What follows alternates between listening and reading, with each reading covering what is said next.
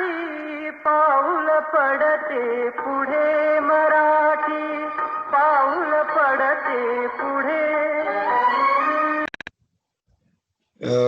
Good morning, good afternoon, good evening, everybody. I am Anand Ganu. On behalf of Board of Director Garje Marathi and on behalf of promoters of Garje Marathi Innovation Academy, I welcome you all. Garje Marathi Innovation Academy is a brainchild of Sudhir Kadam, Avinash Kale, as well as Samir Padye, who are Samir Padye and Avinash Kale are moderators for today's meeting. I invite Avinash Kale to take over. Over to Avinash Kale. Thanks, Anandji, and welcome to you all. Wish you happy Navratri today. I will briefly introduce you about Garje Marathi Innovation Academy, which is a platform to help startups, scale-ups, and innovators to groom their businesses and help them in their startup journey. So this is basically to promote the culture of innovation, help the young students or innovators realizing their dreams and mentoring and guiding them. And we are also helping the startup scale-ups to get exposed to the global ecosystem where we have seasoned mentors across the globe. And on behalf of GMG Mentor Group, welcome to this webinar series, which is basically divided into technology track and business tracks. We have completed almost 5 successful webinars so far, and today we have a 6th one. And I would like Samir Padde to introduce you to today's webinar series. Thank you. To Sam. Yeah. Thank you, Avinash, and happy Navratri to you as well. Everybody, good morning, good evening. This is Samir Padye from California. In today's seminar, we have taken another very important business topic, and that's about value proposition and how do you message it. Many people wonder what are the secrets of making a successful startup, and there are actually many, but there are few which are actually core, and successful startups are built on the strength of your value proposition that strongly resonate with your customers and differentiate your offering and give customers a reason why they should choose you over others. Value propositions are core to your product offering and your business models are built around them. Companies that fail to craft unique value proposition usually struggle to engage the 3 major partnerships. One is your investor, second is your customers, and third, your actually business partners. So without that proper value proposition, you are not going to communicate or engage them successfully, and that's a huge risk. So that's a very important topic, and today, आपल्याला advice द्यायला येणारे मराठी माणूस is Sudhir Kadam, one of our own founders. He has taken education from one of the most renowned institutions like IIT, Stanford, Wharton, and he's now considered as a mentor guru here in Silicon Valley on this particular topic. So we are very lucky, and thank you, Sudhir, for joining us and giving us your advice and your experience. And based on his experience, he's going to talk about innovation and growth strategies that he's been educating a couple of other startups. So with that, I would request Sudhir to please take over. So thank you, Samir. Thank you for this wonderful introduction. And Anand ji, thank you very much for giving me this opportunity to present to your Garje Marathi team. I'm going to share my screen now and we'll get started. So what we are going to do today is, look at the roots. Okay, so this is a nice quote by a 13th century Persian poet called Rumi. Okay, usually we end up searching in the branches, but the real solution might be lying in the roots. So I'm going to take you now down into the roots to build a successful startup. And the value propositions are core to your product offering. Okay, and as Samir said earlier, business models really depend on that. So let's look at what kind of people are attending the webinar today. We have startup founders. We have people working for startups, corporate executives, business owners, and so on. You can see the distribution on the slide. Interestingly, I wanted to know why people are, tuning into this webinar. And, I'm very pleased to find that it is to gain more knowledge, 40% of them. So value proposition is just not for startups, it's for every walk of life. Okay, so you are making a value proposition to your wife, you are making a value proposition to your kids, you are making value proposition to your brothers, sisters. So value proposition is all over, okay, to your neighbors and everybody. So this is just not for startup, but it is going to help you in various walks of life. So one of the questions I also asked was on the practice assignment. How many of you will be willing to do? Because usually I conduct this as a workshop. Okay, and these days, because of the virtualized delivery of the stocks, I'm not able to do justice to it in the form of a workshop, but I will do my best. So there are some assignment sheets that I will be handing over to Anandji, and you can reach out to him. His email is here, and he can send out the worksheets. Okay, and at some point in time, I will reconvene a Zoom webinar or a Teams webinar, where we can discuss the real cases that you have taken and, help you solve those problems. So today's session typically will be in 3 steps. One is I'm going to introduce the concept of JTBD. Not many people understand what JTBD is. So I'm going to talk about that. I will really reveal the full form as we proceed. The second thing I'm going to talk about is value proposition canvas. Okay, how value proposition is built, and there is a method to this madness. And finally, I will talk about messaging, and again, I will show the method to this madness of messaging and why messaging is so very important. I have seldom found anybody covering these 3 in one go. Okay, and usually what happens is it's a very fragmented approach. Even for all the startup accelerators, they will talk about JTBD, without linking that with value proposition canvas, without linking that with messaging. But you will get a very holistic approach only when you put all of them together. And that's why I designed this webinar, so that you can see an end-to-end result, right, starting from scratch, right down to your messaging in terms of marketing and so on. So number one startup mistake, as we all know, is building something which nobody wants. But that's said very easily. You will hear a lot of people talking about this, that you are trying to build something that nobody wants. That's why a startup is not taking off. But what do you do to build something that people want? Okay, so thing is, to make things that people want, it is important to understand customers so that we can make the things that they want. But there are some rules to this. Okay, the rule number 1 is focusing on user claims does not work. Okay, so be careful. When customers say they want something, it may not truly reflect what drives their decision. Okay, so there are 2 things that we talk about here. One is the stated preference, and one is the revealed preference. What users say they want is a stated preference. It's often not what they will actually choose, which is a revealed preference. And I'll give you an example of this airline called Spirit. Spirit is based out of Florida. It is the 8th largest commercial airline in North America. Okay. So when they asked people what they wanted, people said, we want room for legs, we want luggage space, we want entertainment in plane, onboard service, etc.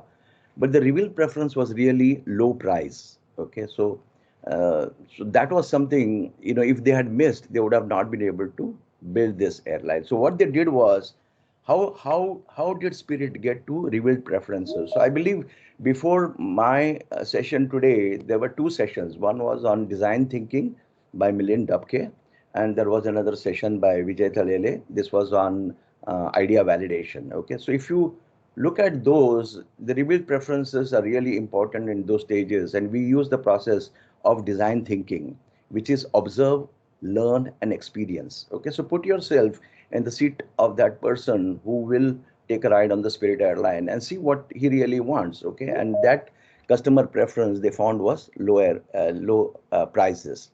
So Spirit is an ultra low cost airline. It is ranked as the least popular because it's a low cost cheap airline, but yet it is the fastest growing airline in the USA.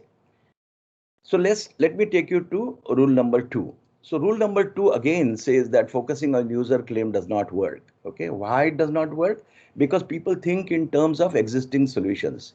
If you go and talk to the customer, he only understands existing solutions. So he will try to come out with ideas which are based on the current paradigm. Okay, they do not think in terms of goals that they want to achieve.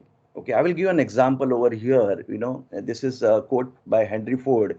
He said, if I asked customers what they wanted, they would have said a faster horse. Okay, so if you see, early cars were basically motored horse engines. Okay, so here what we do is we use a technique of what is called as 5 whys, asking the question why 5 times, okay, to go from manifestation into root cause. So why do customers want faster horses? Because they can make carriages go faster. Why do they want to make their carriages go faster? Because they want to spend less time going from place A to place B. So it's not about faster horses. It is about what available technology can be used to carry customers faster from place A to place B. That's the change in the thinking that you got to bring. So as a startup, if I ask the founders what is their initial focus, they will say developing the product, asking users what they want, matching the market trends, and none of this is true. Okay, your key focus should really be in understanding the job the users want to get done. And this is where, I will now take you through a journey of discovering what the customers want using a technique which is called as jobs to be done, or JTBD for short. This was introduced by Professor Clayton Christensen of Harvard, and it's very popular. There are a lot of case studies. If you just Google JTBD, you will find a lot of case studies which were done by Professor Clayton Christensen himself, and now it's become something that every startup should really be focusing on. So let's talk about jobs to be done. Okay, I'm locked down in a home due to COVID. How do I get my groceries? Okay, so there is a certain situation that is driving the need for a job. Okay, so what services do I hire? Okay, so what happens is when you are in a particular situation and there is a need, you will hire a product or a service to get the job done. The key word here is hire. Okay, so what services do I hire, or what products do I use? I can order online and have it delivered to my door, or I can wear mask and gloves and go to the store and observe social distancing and buy the groceries that I want. Okay, so how jobs to be done changes the thinking is what I'm going to show you here. Okay, the conventional approach is customer wants a product. Okay, so if you are talking about to students, okay, customers want textbooks or customers want a taxi. Okay, that's the conventional approach. In jobs to be done, the approach is slightly different. You are going to look at your customer wants to get a certain job done. What is it? Okay, so your customer are students who want to learn a subject. So it's not about the textbooks, it's about learning the subject.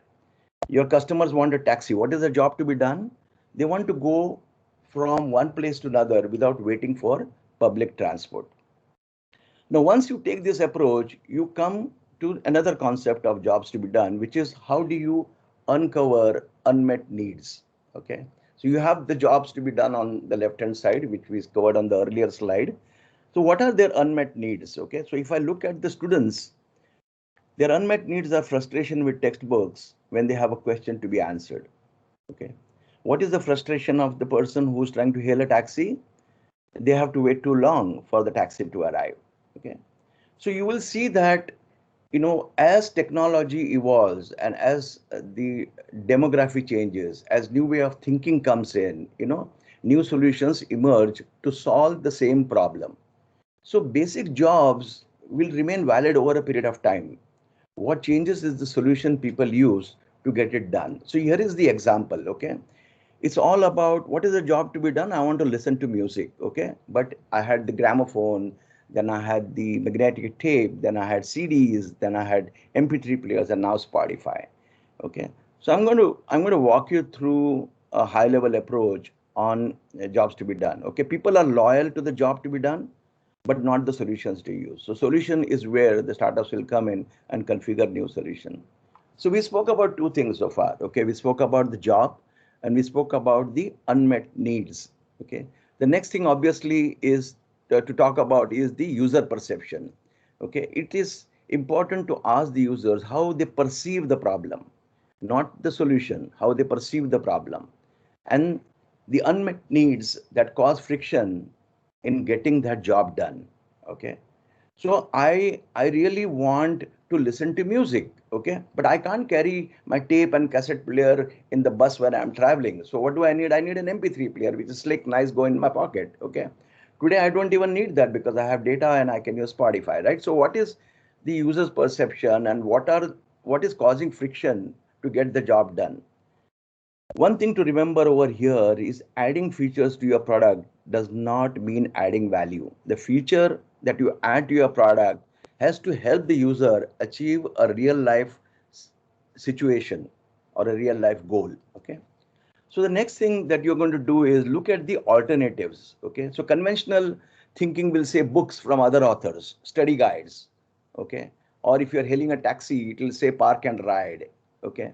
But the jobs to be done way of looking at products and services is different. Okay. The processes that can get the job done. For example, what is competing with books tutoring? Okay. What is competing with the taxi asking a friend or colleague to drop you at the airport and pick you up? Okay. So alternatives bring up the subject of competitive advantage. Unfortunately, we won't have time to go deeper because that's a subject by itself, and we will schedule another session for that. So being better than your direct competitors isn't simply being good or relevant. Okay. So if you focus on product's goal, then Netflix streams movies and TV shows. Okay. The competitions are cinemas, TV, and video store. But if you focus on user's goal, why is user using Netflix? It's a means of entertainment. Then the competition is with things that entertain you and could include concerts, documentaries, talk shows, magic shows, circus, and more. Okay. So the goal of the user and not the product defines your competition. Okay. So that takes us to the next thing in the high level approach, and that's about what are the new enablers. Okay, the new enablers could be economic shift. Okay, you saw Airbnb, you saw Uber. They came in because of the 2008 downturn. Okay, when people didn't have money, so they were willing to share rides. People are willing to become drivers. People are willing to let guests come and stay in their houses. So, and there are technological enablers like smartphone and so on. So smartphone enabled Uber. Okay. So this is really important. What are the new enablers? So how can I deliver this solution? How can I get rid of the friction in getting the job done, which was not possible earlier, but it is possible today because of the economic shift, because of the behavioral shift, because of the technology enablers that are available today. And finally, you should define the customer segment. Okay, so that is who is your ideal customer that you want to go after. Okay, so this is where the need is more urgent, okay, for the customer, and where there is a willingness to adopt. Okay, so that's the kind of customer segment that you want to pick. Okay, so just to restate, customer is hiring your solution to do the job. Okay, so here the criteria of the customer of your product should be to maximize motivation or minimize anxiety. Okay, your product or service should cover all aspects: functional, emotional, and social, and I'm going to talk more about that later. Okay, and you should also look at, are there any hiring constraints? Hiring constraints is the ability of the customer to buy your product or to engage your service. Okay, it could be in terms of time, budget, skills, access. Okay, say, you have the service over here which is not available elsewhere, so there is an access problem, there is a skills problem. They do not have trained people to use that service. Okay, so this is where you have to think in terms of Maya, M-A-Y-A. Okay, M-A-Y-A stands for most advanced yet acceptable. Okay, this is a concept by Raymond Loewy. He's a design thinker, and he introduced this concept of Maya. The idea is you should balance the need of the present and the future promised by innovation. Okay, so there is another hurdle, okay, that comes into the play when people are trying to adopt your product. Okay, so you're getting the job done, there is an old alternative, and now you're trying to present a new alternative. Okay, So what is driving people towards the old alternative? The habit of the present, habit of using that old alternative. And they're anxious, oh, I've always hailed a taxi. Now I'm going to use Uber on smartphone. Will it work? Will it not work? How complicated, So there is anxiety of the new. So you have to bring about what we call as a behavior change. Okay. And how do you bring out the behavior change? The behavioral change can come in two ways. The magnetism of the new solution that you are offering, oh, it's so very attractive. And that's why Peter Thiel and all these people talk about 10x. Okay. It is superior 10 times to what is available right now. And that's why people will come to you. Okay. The other thing is also the push of the situation, like COVID is driving people towards online groceries. Okay. That's the push of the situation. So, or what generally people call as timing, right? And so there are three basic consideration sets that are available. Okay. So when you define the product now, you have to think in terms of the functional criteria, which is a very objective criteria. But you should not ignore the emotional, which is about myself. Why would I hire? What will make me feel good about hiring that product or that service? And also about social criteria. How do I want to be perceived by others? Okay. So these are the desires on the right hand side, emotional and social, that bring about your self-expression and need to control, your personal need to control and so on. I'm going to take an example over here, and the example is of roller skates. Okay, so you see this roller skate. Okay, so this is what the customer is buying. Okay, but this is what they really want, right? They want to enjoy that ride on the roller skate. So on the left-hand side, what you see are the functional requirements. Okay, you need polyurethane wheels, you need hollow trucks, you need titanium hardware, so it's longer lasting, smooth ride and everything. But on the right, what you have is emotional and social needs. Okay, I'm going to take one more example of Revlon. Okay, now this quote is by Charles Revson, the owner of Revlon, who was driving Revlon from 1932 to 1975. So he used to say, in this factory we make cosmetics, but in the drugstore we sell hope. Okay. So what is Revlon selling over here? Okay, if you look at this picture, is it selling lipstick and nail polish? The answer is no. It is selling a new me. Okay, so that is what Revlon is saying. So that's the job to be done. The job to be done is new me. Okay, so jobs to be done helps a customer transform her life into a preferred one. Okay, unless the customer wants to make that change, there is no job to be done. Okay, the customer will live happily ever after with what they have. Okay, so here is a simple framework that I'm going to present. Okay, so in JTBD, we talk of three things: situation, motivation, and outcome. And I'm going to take some examples so that it becomes clear to you. What is the situation you are in? Okay, when? What is the motivation? I want to because of following reasons. And what is the outcome so I can get the following results, right? And there are two ways to look at the outcome. Okay, one is an outcome that is overserved by a lot of competitors, and here your focus will be to reduce cost and complexity. And there are underserved outcomes, which is where you can add value, which is where you will have that uniqueness. So to build a unique value proposition. So JTBD framework will help you now understand the outcomes and design the dimensions, okay, that is called as the emotional and functional and social. Functional is about the task the user seeks to accomplish. Emotional is about how the user wants to feel in that circumstance. And social is how the users want to be perceived by others. Okay, so I'm going to take a example of a keyless lock. Okay, so the customer wants to hire a keyless lock to get the job done. So let's look at the circumstances over here. Situation. What is the situation? Homeowners want to let people in while they are away at work or while they are away somewhere else, right? What is the motivation? I want to let people in, but I want selective access for scheduled visits. So I understand plumber is coming at this time, so I just want to allow the plumber to get in exactly at that time for so many hours, right? And what is the outcome they are looking at? the outcome they're looking at it, I want to maximize entry-exit options, I want to reduce intrusion, and I want to improve my security of the home, right? So in order to get that outcome, there are certain dimensions that that will define the requirement of your product. Okay, one is functional requirement, control access to home. Emotional requirement, that's your personal requirement. I want to feel secure that the home is safe. Okay, so I need to do something in that product which gives that feeling to the user. Okay, and finally, social requirement.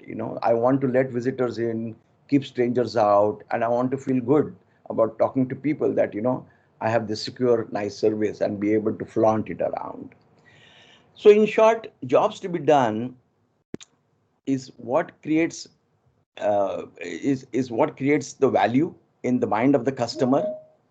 We also look at what benchmarks, so what will the customer compare it with, and what criteria does the customer use to judge the efforts. Okay, so how will the customer measure success? Okay, and what is holding back the customer or the barriers from trying a new approach? Okay, but identifying jobs to be done is just half the job. Okay, so the next thing that we are going to talk about is value proposition canvas. So this is a template that helps you build value propositions. Okay, and what is value proposition? Okay, so value proposition is a clear statement about the outcomes that an individual or an organization can realize from using a product, service, or solution. So value proposition is the number one thing that determines whether people will bother reading about your solution or not. Okay, so this statement is really important. And see the word outcome that I have underlined. Okay, so that word outcome comes from jobs to be done. So that's the outcome that people are looking for. So there are two distinct sections of value proposition. One is the customer profile, okay, where you observe, listen to the customer and experience what the customer is experiencing. And the second thing is the value map, which is your offering, okay, and that goes through the agile methodology of build, measure, learn, okay.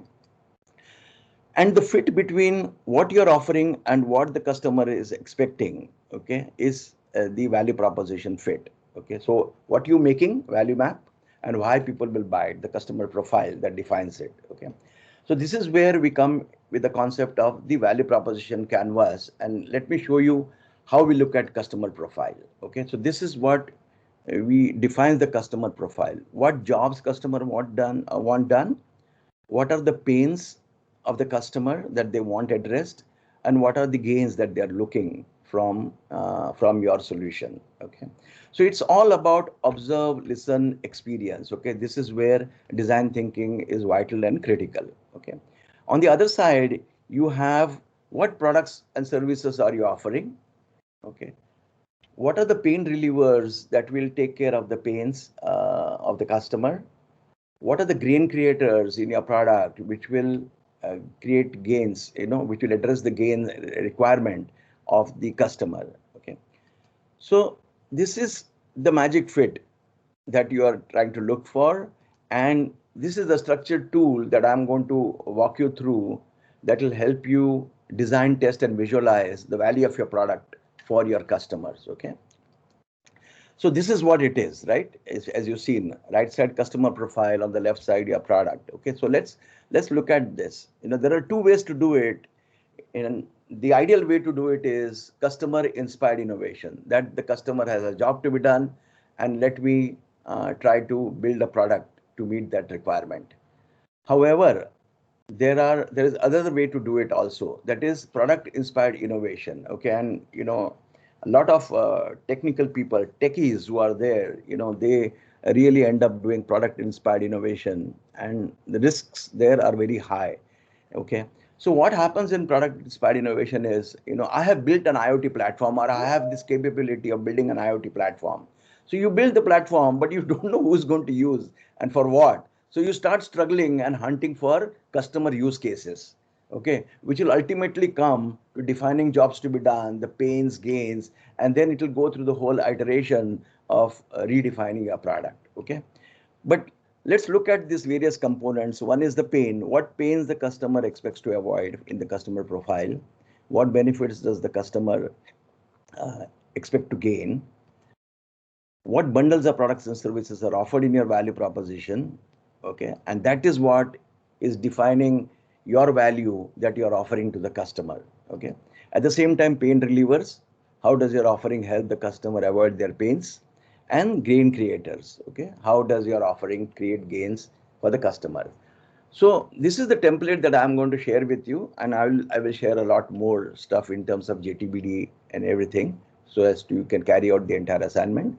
But this is the template. Okay, this template is designed, available. You can Google and download this template. So let's try to start using this template. Okay. So the first thing, if you saw in JTBD, we came to customer segment. Who is my ideal customer? So choosing a customer segment is very important. Okay, and a lot of people do not understand how to pick a customer segment. Okay, so these are groups of people or organization who share similar characteristic. What does that mean? That means A, they buy similar products, B, they have similar sales cycles and expect similar product value, and C, there are user references. There is a word of mouth in that set or in that segment of users, because that is what is going to help you expand your product into that segment. Okay, there has to be a word of mouth. So typically customer segmentation is a combination of various things like demographics, geographics, behavioral, psychographics, and so on. Okay, so for example, age between 35 to 40, females, single, California resident, using social media daily, luxury car owners. Okay, now do not confuse this with market segment. Okay, market segment is the way to split a market into relevant segments. Okay, for example, I'll give a wild example of automotive market. Okay, you might split that market into small, medium, sedan, SUV, or markets by gas, hybrid, electric cars, and so on. Okay, we will look at more nuances of market segmentation and customer segmentation as we proceed. Okay, so let's start with the customer segment. Okay, I'm going to take an example of smartphone app for taxi hailing taxis, right? Just something like Uber. Okay, I don't want to say Uber, but something like Uber that we are going to now look at designing over here. So this is my customer segment is taxi passenger in New York. Okay, now, so that's how it gets defined. Okay, so this is what I will enter in the template, and now I will have to look at these two aspects. Okay, on the right hand side, customer profile, on the left hand side, value map. Okay, so let's start looking at customer jobs first. So what is the customer job? So I'm going to list functional, emotional, social jobs over here. Okay, one is find and call a taxi. Okay, watch the ride cost. Okay, I'm very concerned. Sometimes the taxi takes me in the wrong direction. So, I want to watch my ride cost. Some taxis might overcharge me. Then I have to give the directions. Okay, this is where I want to go. And then finally, I have to pay for the trip. So these are the customer jobs. You should list functional, emotional, social jobs as necessary over here. Then look at the pains of the customer. These are the blockages or problems that are preventing the customer or creating friction in getting the job done. What is it? One is there is a long wait. You are overcharged by taxis. There are unsafe drivers. Okay, particularly in New York. If you've been to New York and gotten into a cab there, you will see how the drivers drive there. And then finally compete with others. You're trying to hail a cab, and 10 other people are trying to hail a cab and during busy hour. And so you're competing with others to try to get the cab. Okay, so you have to look at, when you look at the pains, you have to look at the severity of the pain. It's very important. And you have to also look at the frequency of the pain. Okay, so for example, you have a very high severity pain in shark bite, but it happens very rarely. Okay, at the same time, you have another type of pain which is like a mosquito bite. Okay, which happens frequently, but it's a low pain severity. Okay, the customer doesn't care unless it's a specific type of mosquito. What you want to do is target this portion. Okay, target it here. Find those pains where the severity level is very high and the frequency is more frequent. Okay, that the customer would really want your solution. Okay, so Google has this test which is called as the Google's toothbrush test, because they are into B2C area in most of the cases. Okay, so when Larry Page looks at a potential company to acquire, he wants to know if the product is like a toothbrush. Okay, something you'll use once or twice a day. That is the frequency. Their emphasis is more on frequency over there. So having seen jobs and the pain, we will now go to the gains. Okay, so gains is about describing your positive outcomes that the customer wants to experience. So this is the joy creator, as we say. So how customer measure success? What are their expectation? What are the delights? What are the savings they can get? How their life can get simplified. Those are the things that we try to look at in the gains. Okay, so taxi arriving on time, driver charging a fair price, very professional, well-trained driver, an easy way to pay. There is no higgle haggle. I don't have change, and all that kind of stuff is gone, right? So what you do basically is try to prioritize. Okay, you prioritize this entire customer profile based on the job importance. Okay, based on pain severity and based on the gain relevance. Okay, what is essential and what is nice to have. Okay, so you will focus on the essential ones. You'll focus on the extreme pain severity, and you'll focus on the important jobs to be done. So that defines our right-hand side. As you have seen, we have covered all the three sections over here. Let's come to the left-hand side, the value map. Okay. So in the value map, the first thing that you look at is what is it that you are offering? You are offering a smartphone app. Okay. And you're also offering shared taxi as well as regular taxi. You're offering these two options there. Okay. So here you will name your products, services, and that that will get the job done. Okay. And then you will look at the pain relievers. Okay, what are the pain relievers that I am putting in my product? Instant booking, assigned driver. I have a unique cost system that helps me, offer a good price to the customer. And there is a no cash transaction that I'm going to enable in this. So that's my pain reliever, right? How do I minimize or reduce the pains that are there? Then there is a gain creator, right? On the gain creator, what can I do to create joy in the mind of the customer? Okay, I'm going to allow driver rating. So the customer feels very comfortable. I gave 1-star rating to this driver. Okay, so he gets that thrill out of that I let these people know that I didn't like this driver, or give 5-star rating and a tip, because let these people know that I like this driver, so that they retain him. Save time. Okay, trusted drivers is a gain creator. And visual value map. So you are trying to throw in a visual value map because you think that this will be a value to the customer. Okay. So you have the left hand side done now, which is the value map. So what you're going to do next is you're going to connect the pain relievers with pains. You're going to connect gain creators with gains, and see that you have addressed the customer requirements adequately. Okay.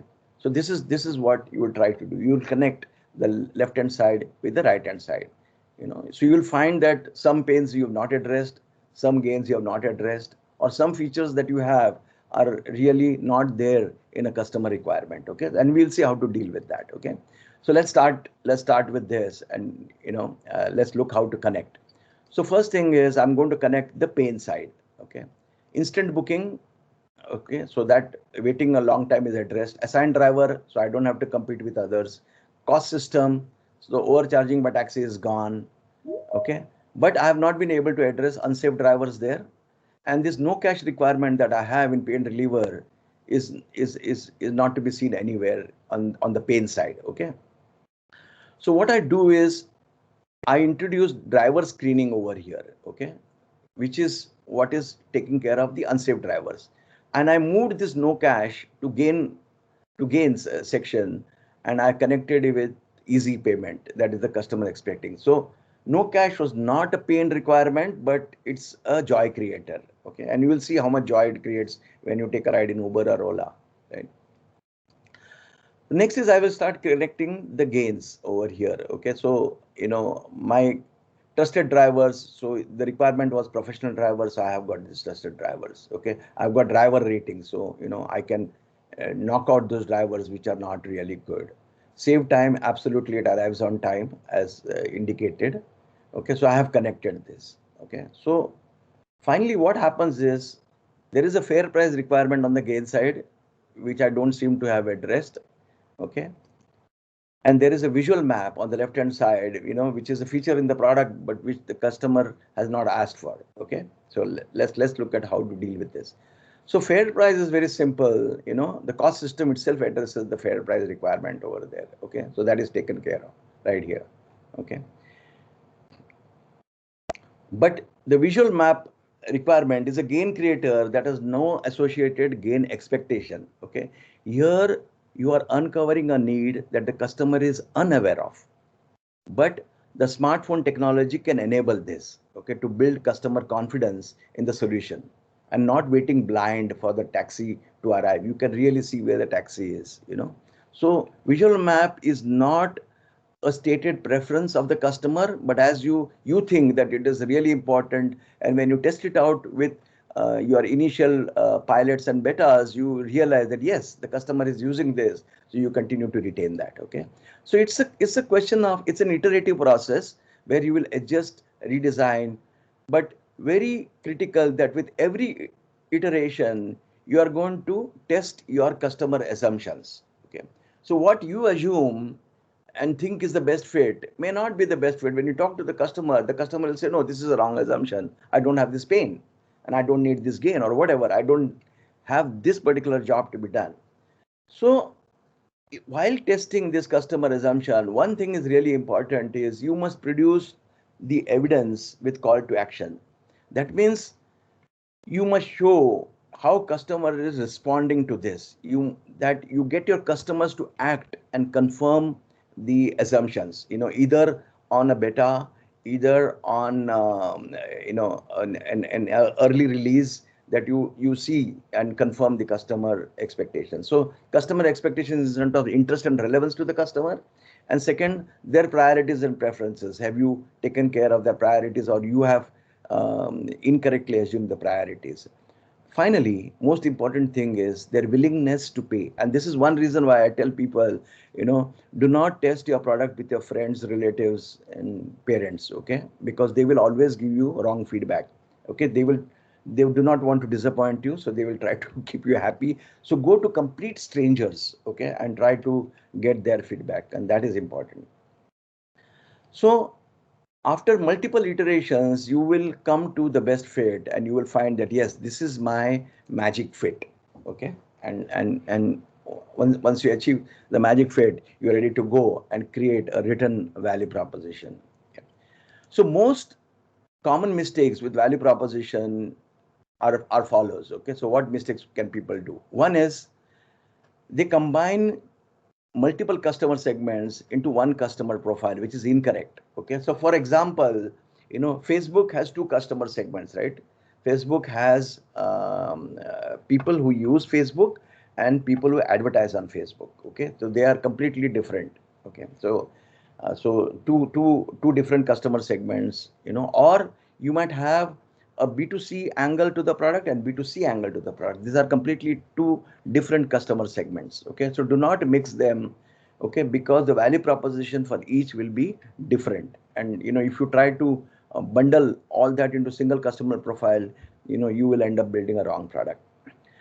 The second mistake that people make is, they try to create a customer profile to justify their product.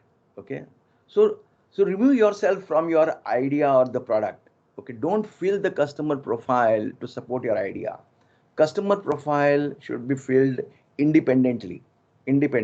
Okay, and then see whether your product matches that customer profile or not. If it does not, yes, that's fine, but don't try to justify, yes, I think this is really should be there in the customer profile. And so it's an assumption that you're making and should go and validate it with that customer. The third mistake that people do is they only focus on functional jobs, okay, because they are visibly apparent. Okay, and but you should label the jobs as functional, emotional, or social. Okay, because sometimes the emotional and social jobs will weigh very heavily on the mind of the customer, and that could drive the decision of buying. Okay, particularly in B2C areas. And finally, the fourth point is obviously about trying to address every customer pain and gain. You don't have to do that.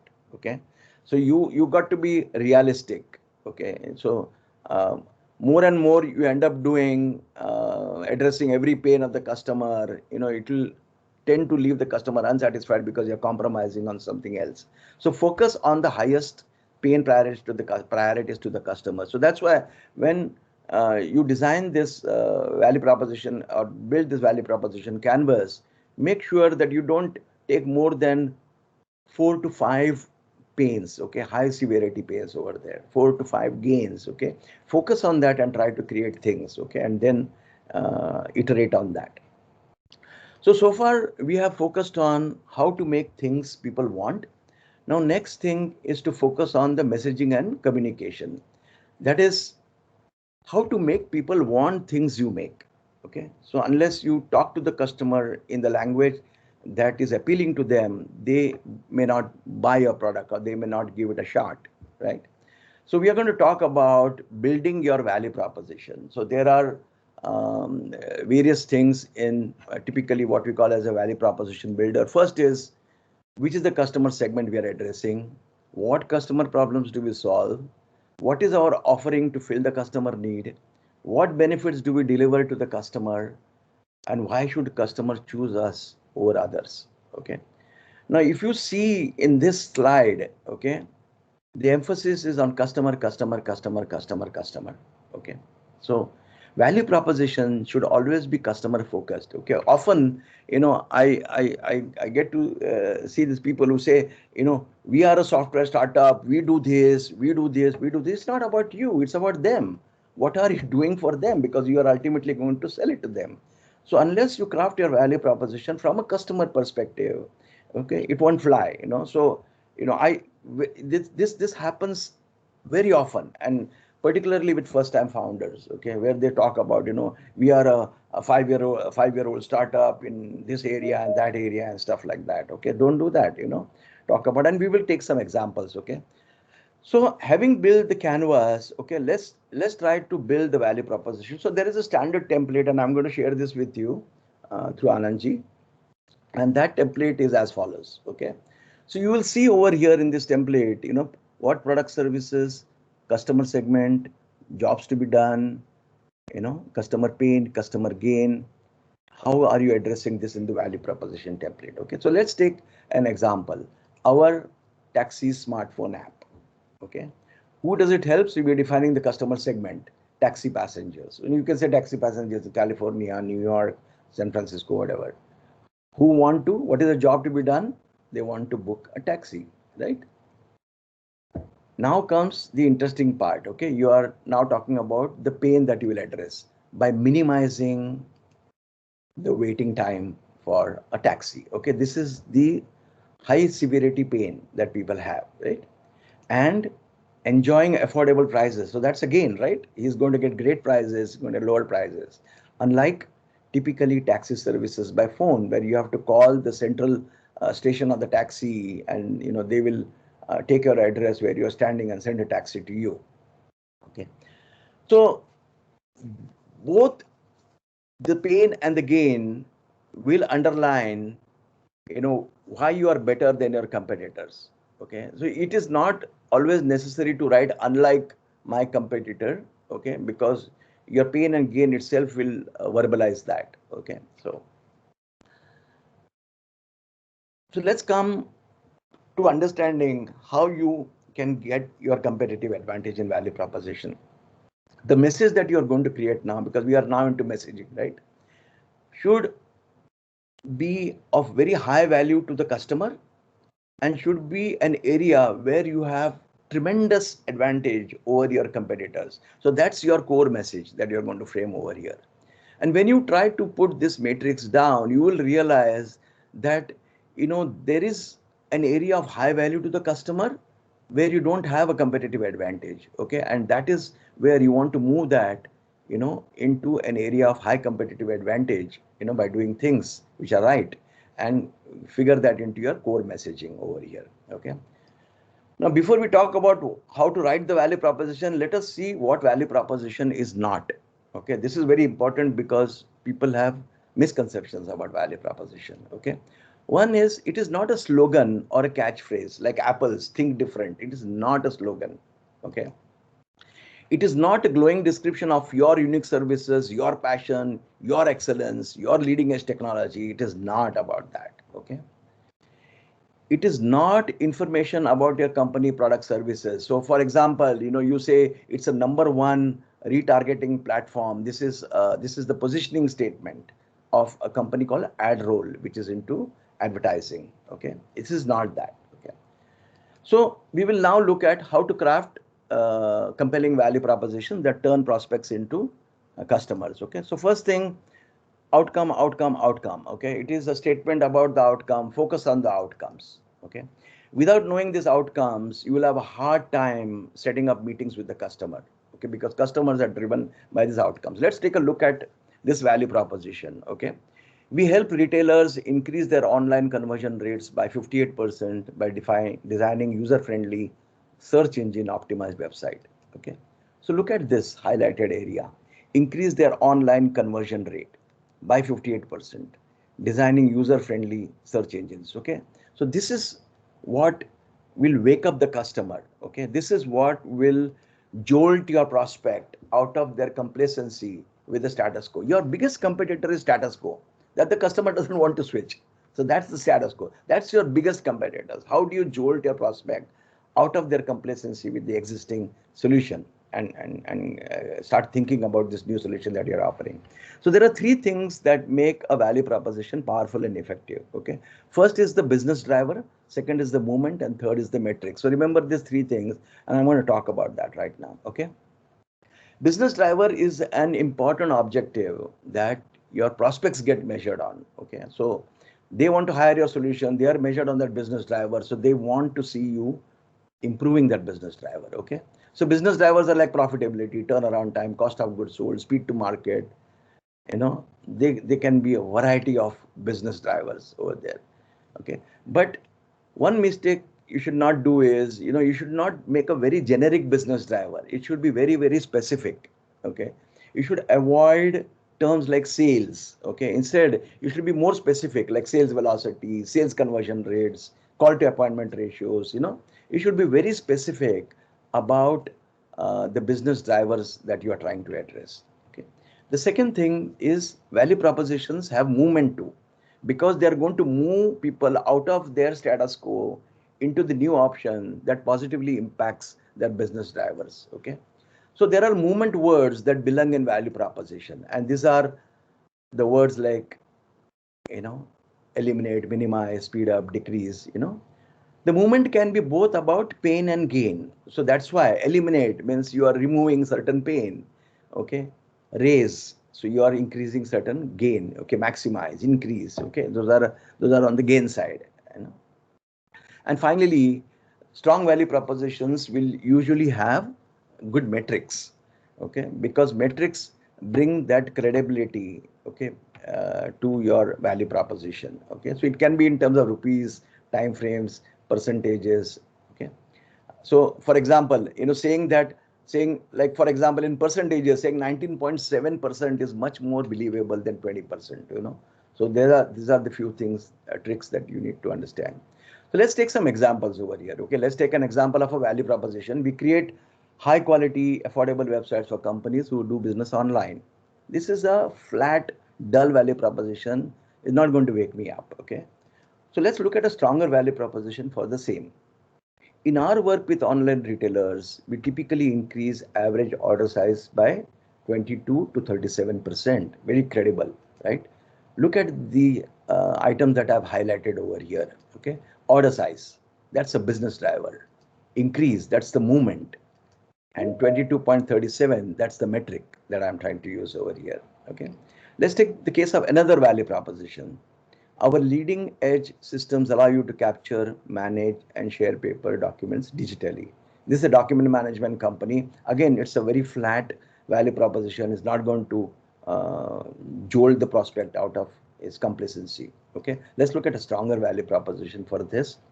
We help distributors reduce their order to cash processing cost by an average of 67.2%, at the same time improving customer satisfaction.